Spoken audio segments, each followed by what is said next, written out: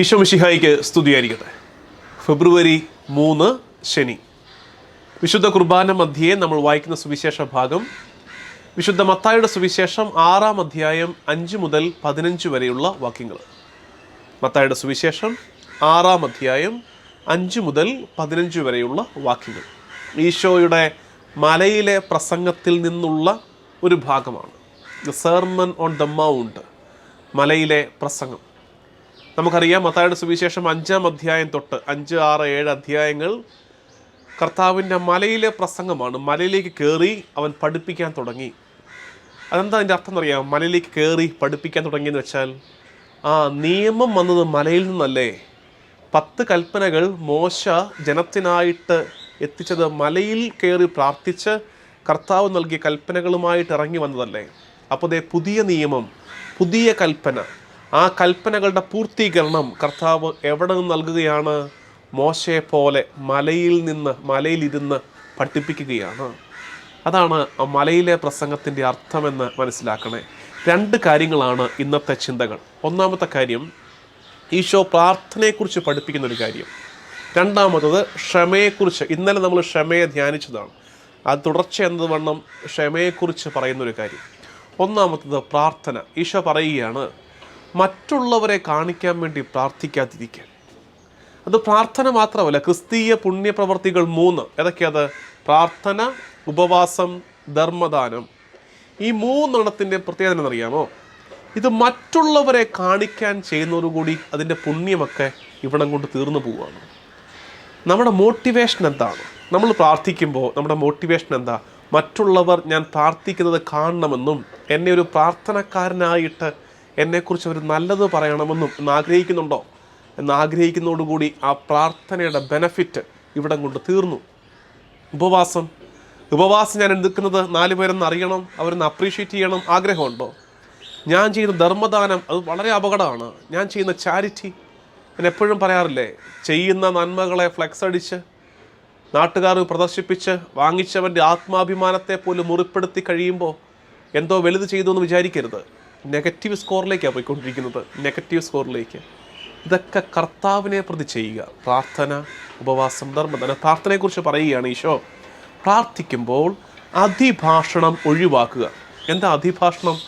ഒത്തിരി കിടന്നങ്ങ് ബഹളം വയ്ക്കാതിരിക്കുക, ഒത്തിരി കിടന്ന് അലച്ച് പ്രാർത്ഥിക്കാതിരിക്കുക. എന്നിട്ട് ഈശോ പറയുകയാണേ, നിങ്ങൾ പ്രാർത്ഥിക്കുന്നതിന് മുമ്പേ നിങ്ങളുടെ ആവശ്യങ്ങൾ നിങ്ങളുടെ സ്വർഗസ്ഥനായ പിതാവ് അറിഞ്ഞിട്ടുണ്ട്. ഇത് കേൾക്കുന്ന പാടെ നിങ്ങൾ ചിന്തിക്കും, എന്നാൽ പിന്നെ പ്രാർത്ഥിക്കേണ്ട കാര്യമില്ലല്ലോ. അല്ല, പ്രാർത്ഥന ബന്ധമാണ്. കർത്താവുമായുള്ള സംസാരമാണ്. ആ ബന്ധത്തെ ഉറപ്പിക്കുകയാണ് പ്രാർത്ഥനയിൽ. കർത്താവിനോടൊപ്പമായിരിക്കുകയാണ്. ഇപ്പം ചില പ്രാർത്ഥനകൾക്ക് ഉത്തരങ്ങൾ ഇല്ലാതാകുമ്പോഴും ആ ബന്ധം നമ്മളെ മുന്നോട്ട് നടക്കാൻ പ്രചോദിപ്പിക്കും. കർത്താവുമായുള്ള ബന്ധം. ചില പ്രാർത്ഥനകൾക്ക് ഉത്തരം ലഭിക്കുമ്പോൾ കുറച്ചുകൂടി നമ്മൾ ആ ബന്ധത്തിൽ ആഴപ്പെടും.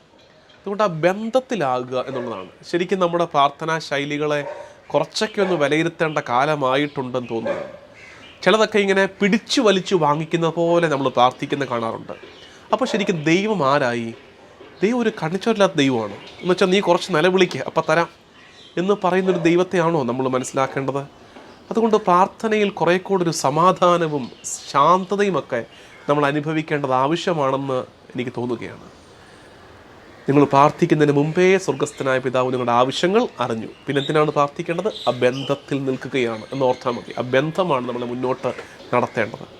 രണ്ടാമത്തെ കാര്യം, ഈശോ സ്വർഗസ്ഥനായ ഞങ്ങളുടെ പിതാവേ എന്നുള്ള പ്രാർത്ഥന പഠിപ്പിച്ചിട്ട് പറയുകയാണ്, നിങ്ങളോട് തെറ്റ് ചെയ്യുന്നവരോട് നിങ്ങൾ ക്ഷമിക്കുന്നില്ലെങ്കിൽ നിങ്ങളുടെ സ്വർഗസ്ഥനായ പിതാവ് നിങ്ങളുടെ തെറ്റുകൾ ക്ഷമിക്കുകയില്ല.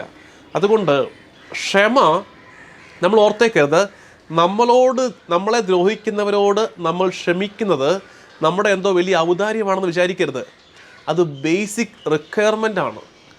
നമ്മളോട് ദ്രോഹം ചെയ്തവരോട് നമ്മൾ ക്ഷമിക്കേണ്ടത് അടിസ്ഥാന ആവശ്യമാണ്. എന്തിനാണ്? കർത്താവിൽ നിന്ന് കൃപ സ്വീകരിക്കാൻ.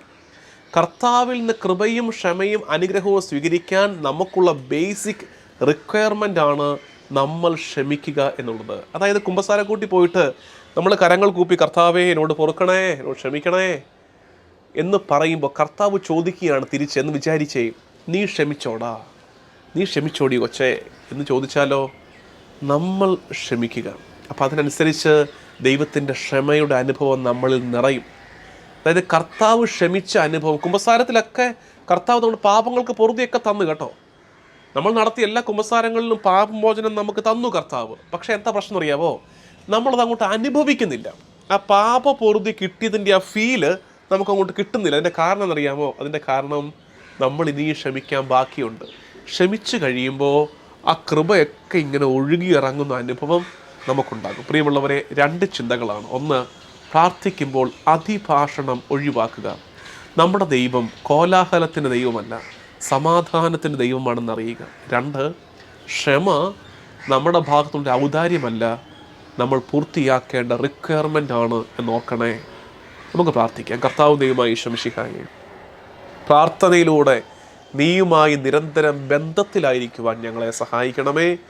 ഞങ്ങളോട് ദ്രോഹം ചെയ്തവരോട് നിരുപാധികം ക്ഷമിച്ച് നിൻ്റെ കൃപയുടെ പാത്രങ്ങളായി ഞങ്ങൾ മാറട്ടെ.